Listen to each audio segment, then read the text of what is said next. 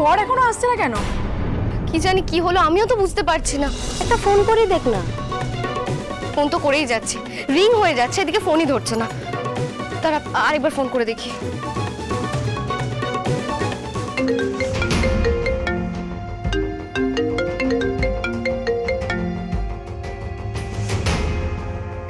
Hello hello দেব, দেব তুমি কোথায়?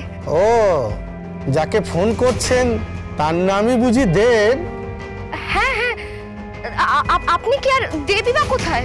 উনি এখন লকআপে। হোয়াট? লকআপে? দেব